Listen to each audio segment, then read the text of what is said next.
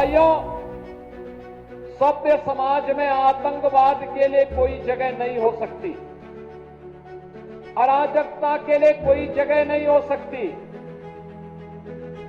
भारत सरकार की सुरक्षा, सेवा और सुशासन का जो मॉडल है वह विकास पर आधारित है, गरीब कल्याण पर आधारित है और सबकी सुरक्षा पर आधारित है। लेकिन अगर कोई सुरक्षा में सेंध लगाने का दुस्साहस करेगा तो उसके लिए जीरो टॉलरेंस की नीति के तहत उसको जिस भाषा में समझेगा उस भाषा में उसका जवाब देने के लिए आज न्याय।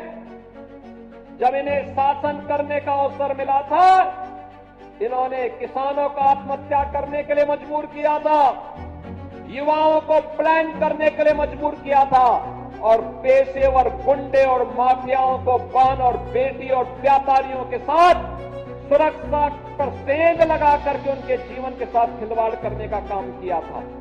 आज बेटी भी सुरक्षित है, व्यापारी भी सुरक्षित है, युवा के सामने पहचान का संकट नहीं है। हमारे अन्नदाता किसान आत्महत्या नहीं कर सकता क्योंकि शासन उनके द्वार पर है, उनकी सुरक्षा के लिए पूरी मजबूती के साथ काम कर रहा है और इसलिए हताश और निराश विपक्ष अब जाति के नाम पर समाज के ताने बाने को छिन्न भिन्न करने पर उतारू हो रखा है। आपने देखा होगा ये समाजवादी पार्टी हो या कांग्रेस, अब ये जाति के नाम पर समाज को बांट रहा है। आपने देखा होगा किस तरीके की राजनीति कर रहे हैं। इन लोगों की राजनीति, एक तरफ छत्रपति शिवाजी महाराज का अपमान करते हैं और औरंगजेब का महिमा मंडन लोग करते हैं। औरंगजेब जैसा क्रूर बादशाह इतिहास में नहीं हुआ। औरंगजेब के बारे में कहते हैं कि वह प्रतिदिन एक मन जनेऊ तोल करके लेता था, हिंदुओं पर जजिया कर लगाता था, मंदिरों को तोड़ने का काम उसने किया था। इस समाजवादी पार्टी उस क्रूर औरंगजेब का महिमा मंडन। अनुरोध है कि कृपया अपने आशीर्वचनों से हमारा मार्ग प्रशस्त करें। जोरदार तालियों से माननीय का स्वागत करें।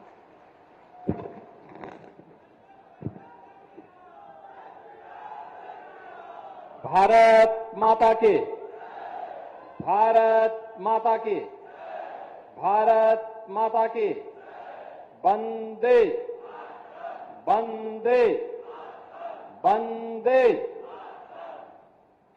मंच पर उपस्थित उत्तर प्रदेश सरकार में मंत्रिमंडल के मेरे सहयोगी, जल शक्ति मंत्री श्री स्वतंत्र देव सिंह जी,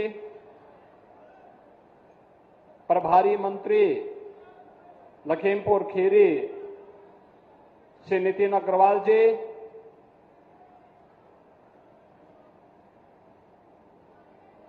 माननीय विधायकगण, इस क्षेत्र के लोकप्रिय विधायक श्री रोमी साहनी जी,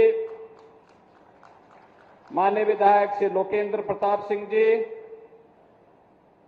माननीय विधायकगण श्री अमीन गमन गिरी जी, योगेश वर्मा जी, श्रीमती मंजू त्यागी जी, श्री शशांक वर्मा जी, श्री विनोद शंकर अवस्थी जी, श्री सौरभ सिंह सोनो जी, भारतीय जनता पार्टी के जिला के अध्यक्ष श्री सुनील सिंह जी, नरेंद्र सिंह जी, जिला प्रभारी श्री वासुदेव मौर्य जी, नगर पालिका पलिया के अध्यक्ष श्रीमती लक्ष्मी देवी गुप्ता जी, नगर पालिका गोला के अध्यक्ष श्री विजय शुक्ला जी, प्रमुख पलिया श्री वीरेंद्र कुमार शुक्ला जी, प्रमुख निगासन श्री अमनदीप सिंह जी, नगर पंचायत मैलानी के अध्यक्ष श्रीमती कीर्ति माहेश्वरी जी, हरप्रीत सिंह जी,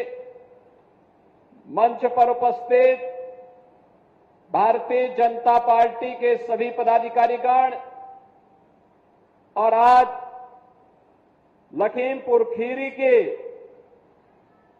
पलिया, निगासन आदि क्षेत्रों की बाढ़ की समस्या के समाधान के उद्देश्य से आयोजित आज की सभा में उपस्थित बहनों और भाइयों, मैं सबसे पहले पहलगांव में भारत के उन पर्यटकों पर जो देश के अलग अलग राज्यों से जाकर के एक भारत श्रेष्ठ भारत की तर्ज पर कश्मीर से कन्याकुमारी के प्रधानमंत्री मोदी जी के अभियान के साथ जुड़कर कार्य कर रहे थे, कायराना आतंकी हमले की निंदा करते हुए उत्तर प्रदेश वासियों की ओर से उन सभी परिवारजनों के प्रति जिन्होंने अपने परिवार के सदस्यों को खोया है, उनके प्रति अपनी संवेदना व्यक्त करते हुए दिवंगत आत्माओं के प्रति विनम्र श्रद्धांजलि अर्पित करता हूं। बहनों और भाइयों, सभ्य समाज में आतंकवाद के लिए कोई जगह नहीं हो सकती, अराजकता के लिए कोई जगह नहीं हो सकती। भारत सरकार की सुरक्षा, सेवा और सुशासन का जो मॉडल है वह विकास पर आधारित है, गरीब कल्याण पर आधारित है और सबकी सुरक्षा पर आधारित है। लेकिन अगर कोई सुरक्षा में सेंध लगाने का दुस्साहस करेगा तो उसके लिए जीरो टॉलरेंस की नीति के तहत उसको जिस भाषा में समझेगा उस भाषा में उसका जवाब देने के लिए आज ये नया भारत तैयार है। प्रधानमंत्री मोदी जी के नेतृत्व में ये नया भारत किसी को छेड़ता नहीं, लेकिन अगर किसी ने छेड़ा है तब उसको छोड़ेगा भी नहीं, छोड़ेगा भी नहीं। बहनों और भाइयों, आज इसी जीरो टॉलरेंस की नीति के तहत उत्तर प्रदेश के अंदर प्रधानमंत्री मोदी जी के मार्गदर्शन में हम लोगों ने उत्तर प्रदेश को माफिया मुक्त किया, अराजकता से, दंगों से मुक्त किया, विकास की प्रक्रिया में तेजी के साथ उभरते हुए एक राज्य के रूप में उत्तर प्रदेश को स्थापित करते हुए देश की अग्रणी अर्थव्यवस्था के रूप में ला करके खड़ा कर दिया है। अब उत्तर प्रदेश के नौजवानों के सामने पहचान का संकट नहीं है। अब उत्तर प्रदेश देश के अंदर आधुनिक इंफ्रास्ट्रक्चर का प्रदेश है। हाईवे है, world class highway, express way का अपना संजाल है, रेलवे का बेहतरीन नेटवर्क है, देश की पहली इनलैंड वाटरवे और देश की पहली रैपिड रेल यह भी उत्तर प्रदेश के अंदर चलती है। सर्वाधिक शहरों में मेट्रो का संचालन उत्तर प्रदेश के अंदर हो रहा है। चाहे वह बाढ़ की समस्या हो या बीमारी की स्थायी समस्या का समाधान, आज नए भारत का नया उत्तर प्रदेश इन समस्याओं का समाधान बखूबी करने के लिए आगे बढ़ा है। और बहनों और भाइयों, उसी क्रम में मैं गत वर्ष यहां आया था। मुझे उस समय दुख हो रहा था जब मैं पलिया क्षेत्र में, निगासन क्षेत्र में बाढ़ की समस्या से जूझते हुए लोगों को देख रहा था। और तब मैंने रोमी साहनी जी को बोला था, तब मैंने शशांक वर्मा को भी कहा था, तब मैंने यहां पे प्रभात वर्मा जी को भी कहा था। मैंने कहा चिंता मत करिए, इसकी अस्थायी समाधान का रास्ता हम लोग निकालेंगे। और आज मुझे प्रसन्नता है किन जनप्रतिनिधियों के सहयोग से जल शक्ति विभाग शारदा नदी में बाढ़ की समस्या का स्थायी समाधान के लिए उसे चैनलाइज करने जा रहा है। किसान का खेत भी नहीं जाएगा, खेत भी बचेगा और बाढ़ से बस्ती भी बचेगी।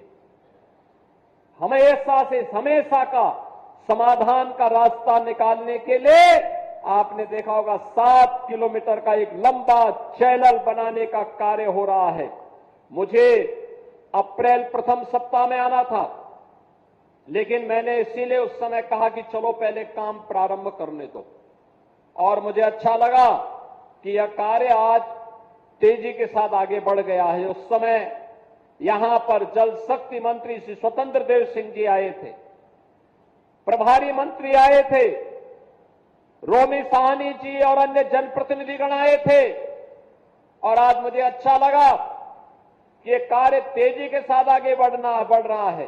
बहनों और भाइयों, सरकार जो पैसा खर्च करती है, ये सरकार के अपने पास का पैसा नहीं है, मुख्यमंत्री के पास का पैसा नहीं है, मंत्री के पास का पैसा नहीं है, यह पैसा है जनता जनार्दन का, टैक्स के द्वारा अर्जित पैसा। इसका सदुपयोग होना चाहिए। इसके लिए पहले हमारे सामने प्रस्ताव आया था 180 करोड़ रुपए की लागत से एक तटबंध बनाया जाए। तो मैंने कहा तटबंध से क्या होगा? कहा जमीन जाएगी किसानों की। तो मैंने कहा मिट्टी का तटबंध कितने दिन तक? शारदा नदी में 3 लाख क्यूसिक वाटर आएगा, कैसे वो मिट्टी का तटबंध रोक पाएगा? ये समस्या का समाधान नहीं। नदी को चैनलाइज करिए, ड्रेजर मंगाइए, एक साथ नदी को चलने का रास्ता दीजिए, बाढ़ की समस्या का समाधान होगा। और मुझे अच्छा लगा कि काम अब प्रारंभ हो चुका है। अब मेरा मानना है, मैंने कह दिया है 180 करोड़ रुपए का काम अगर मात्र 22 करोड़ में हो सकता है, इस कार्य को हर हाल में 10 जून तक कंप्लीट कर दीजिए।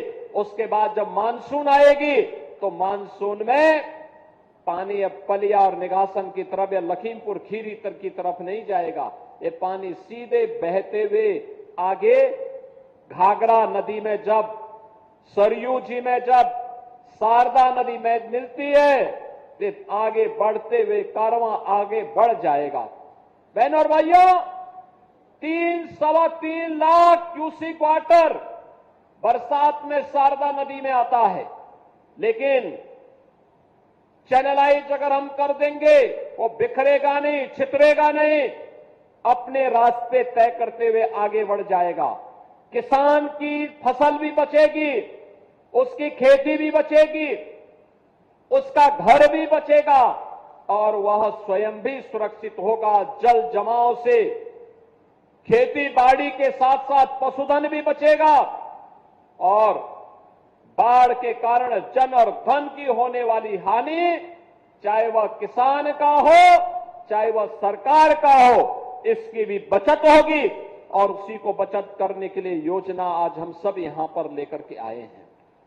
बहनों और भाइयों, आज लखीमपुर विकास की नई ऊंचाइयों को प्राप्त कर रहा है। मुझे प्रसन्नता है कि अब तो लखीमपुर खीरी में मेडिकल कॉलेज का निर्माण भी हो गया है।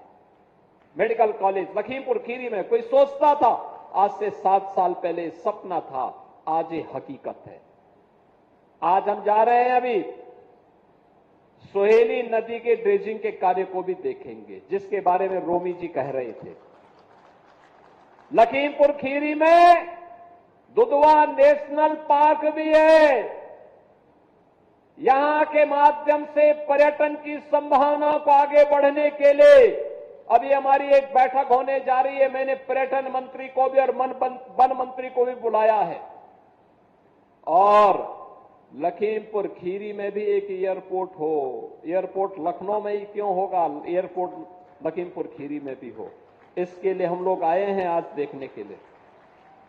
लखीमपुर खीरी में यह भी काम होगा और इसके लिए हमने पैसा भी दिया है। लेकिन एयरपोर्ट सोहेली नदी से और अन्य जल प्लावन की स्थिति से बचे, आज उन कार्यों का भी हम निरीक्षण करने के लिए यहां पर आए हैं। और बहनों और भाइयों, आप तो जानते हैं डबल इंजन की सरकार की शीर्ष प्राथमिकता में अन्नदाता किसान भी है, युवा भी है और देश की आधी आबादी हमारी बहन और बेटियां भी है। अन्नदाता किसान के कर्ज की माफी की शुरुआत से सरकार प्रारंभ हुई थी। आज प्रधानमंत्री मोदी जी की कृपा से प्रधानमंत्री किसान सम्मान निधि का लाभ हर अन्नदाता किसान को उपलब्ध करवाया जा रहा है। और अन्नदाता किसान को किसान सम्मान निधि के साथ साथ गन्ना मूल्य के भुगतान के बारे में जो चिंता यहां के जनप्रतिनिधियों की है, बहनों और भाइयों, हमने तो पहले दिन से कहा है कि किसी को भी अन्नदाता किसानों का शोषण करने की इजाजत नहीं देंगे, किसी को भी नहीं देंगे। आपने देखा होगा 2017 के पहले गन्ना किसानों का 10-10 वर्षों का गन्ना मूल्य का बकाया रहता था। आज 1 साल पुराना किसी किसान का नहीं होगा। और हमने ये भी तय किया है 122 चीनी मिलें चल रही हैं। 122 में से हम लोगों ने तय कर दिया है 105 चीनी मिलें ऐसी है, बहनों और भाइयों, जो 1 सप्ताह के अंदर गन्ना मूल्य का भुगतान कर रही हैं। लेकिन जो शेष 17 चीनी मिलें हैं, इन 17 चीनी मिलों में जो लेट लफीते हैं, इसके लिए भी हम इसका एक समाधान निकाल रहे हैं। लेकिन मैं आपको इस बात के लिए आश्वस्त करता हूं, पैसा किसी का डूबेगा नहीं, क्योंकि चीनी मिल का कब्जा तो हमारे पास है, चीनी मिल तो हमारे पास है। अगर कोई बात बदमाशी करेगा, अभी तो हमने एस्क्रो अकाउंट खोला है कि जो भी चीनी बिकेगी वह ज्वाइंट अकाउंट होगा, पहले किसान के पास जाएगा तब चीनी मिल मालिक के पास जाएगा। और अगर कोई इसके बाद भी बदमाशी करने का काम करेगा तो हम चीनी मिल को ही नीलामी करके पहले किसानों का गन्ना मूल्य का भुगतान करेंगे और तब जाकर के फिर कोई और कार्य होने देंगे। बहनों और भाइयों, अन्नदाता किसान हो या युवा, अभी मैं मंच पे देख रहा था, किसानों को डबल इंजन सरकार की साथ ट्रैक्टर और कृषि उपकरण वितरित किए जा रहे थे। और साथ साथ एक तरफ अन्नदाता किसानों को ये सुविधा और दूसरी तरफ युवाओं के लिए सीएम युवा उद्यमी योजना के अंतर्गत 5 लाख रुपए तक का ऋण, ब्याज मुक्त ऋण है, ब्याज मुक्त ऋण, उनके ट्रेनिंग की व्यवस्था और बिना गारंटी के उनको ऋण उपलब्ध करा करके नया उद्यम स्थापित कर सकता है। यह सीएम युवा उद्यमी स्कीम के अंतर्गत यहां के नौजवानों को भी वह ऋण उपलब्ध करवाने का कार्य यहां पर किया जा रहा था। और आपने ये भी देखा होगा कि महिला स्वयंसेवी समूह को धनराशि देकर के प्रधानमंत्री मोदी जी के विजन के अनुरूप उन्हें लखपति दीदी बनाने के कार्यक्रम के साथ जोड़ा जा रहा है। यानी ये सभी कार्यक्रम प्राथमिकता के आधार पर बिना भेदभाव के हो रहा है। लेकिन बहनों और भाइयों, आपने देखा होगा जो लोग विकास नहीं चाहते, जो लोग विकास के विरोधी हैं, जो महिला विरोधी हैं, जो युवा विरोधी हैं, जो अन्नदाता किसान के विरोधी हैं, जब इन्हें शासन करने का अवसर मिला था, इन्होंने किसानों को आत्महत्या करने के लिए मजबूर किया था, युवाओं को प्लान करने के लिए मजबूर किया था और पेशेवर गुंडे और माफियाओं को बहन और बेटी और व्यापारियों के साथ सुरक्षा पर सेंध लगा करके उनके जीवन के साथ खिलवाड़ करने का काम किया था। आज बेटी भी सुरक्षित है, व्यापारी भी सुरक्षित है। युवा के सामने पहचान का संकट नहीं है। हमारे अन्नदाता किसान आत्महत्या नहीं कर सकता, क्योंकि शासन उनके द्वार पर है, उनकी सुरक्षा के लिए पूरी मजबूती के साथ काम कर रहा है। और इसलिए हताश और निराश विपक्ष अब जाति के नाम पर समाज के ताने बाने को छिन्न भिन्न करने पर उतारू हो रखा है। आपने देखा होगा ये समाजवादी पार्टी हो या कांग्रेस, अब ये जाति के नाम पर समाज को बांट रहा है। आपने देखा होगा किस तरीके की राजनीति कर रहे हैं। इन लोगों की राजनीति, एक तरफ छत्रपति शिवाजी महाराज का अपमान करते हैं और औरंगजेब का महिमा मंडन ये लोग करते हैं। औरंगजेब जैसा क्रूर बादशाह इतिहास में नहीं हुआ। औरंगजेब के बारे में कहते हैं कि वह प्रतिदिन एक मन जनेऊ तोल करके लेता था, हिंदुओं पर जजिया कर लगाता था, मंदिरों को तोड़ने का काम उसने किया था।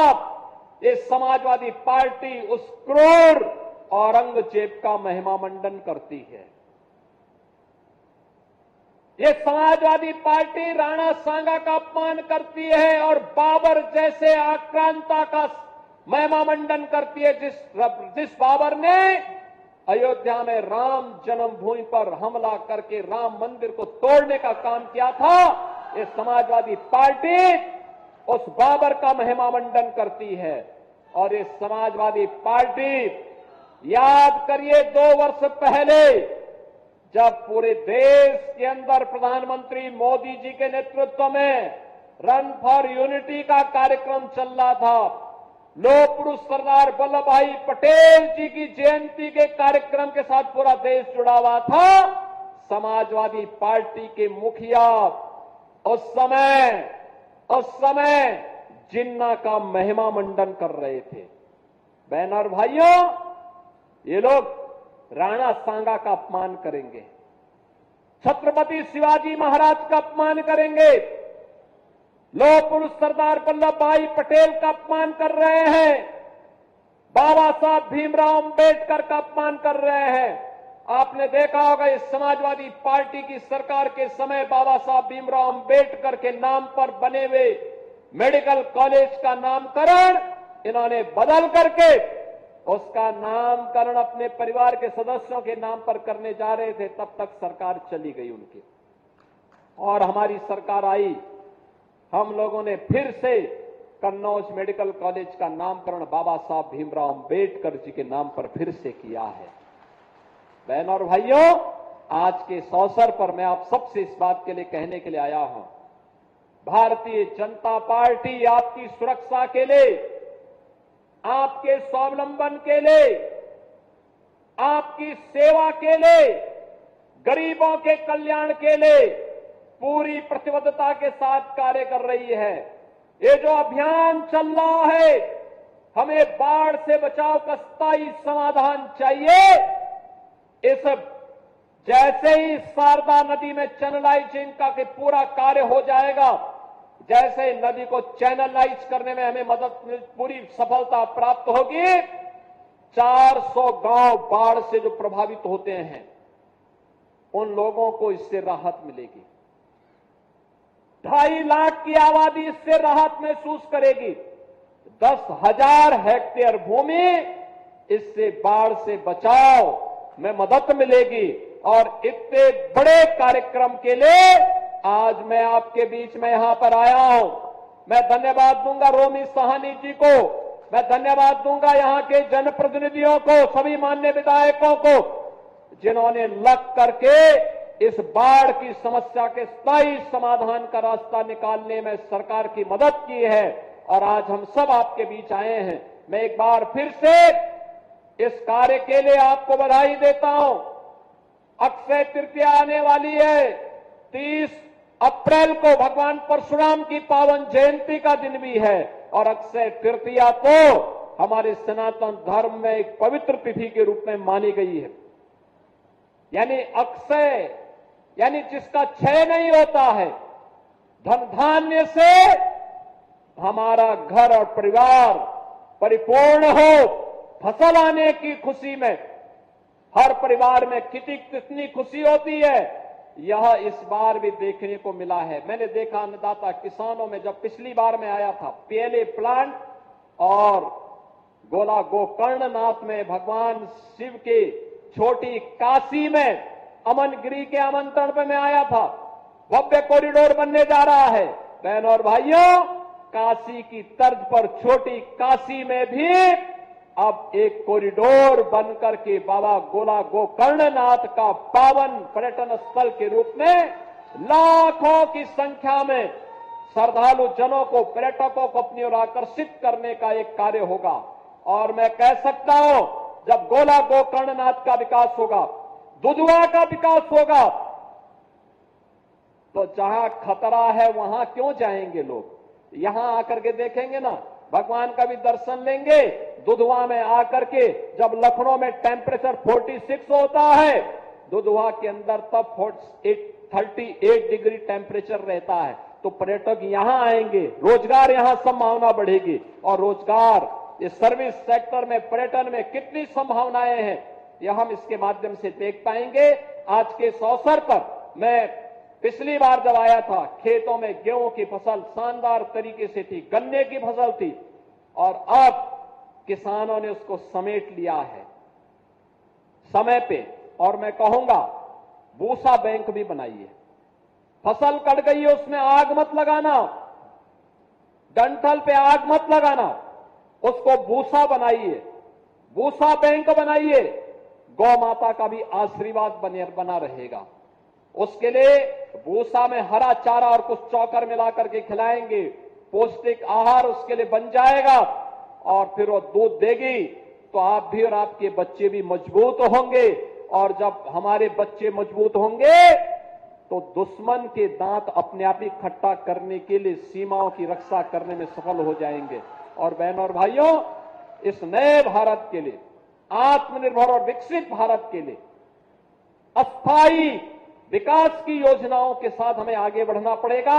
और मैं विश्वास के साथ कह सकता हूं कि आने वाले समय में पलिया, निगासन, लखीमपुर खीरी और इस जनपद से जुड़े हुए बाढ़ की समस्या का स्थायी समाधान करने में हमें सफलता प्राप्त होगी।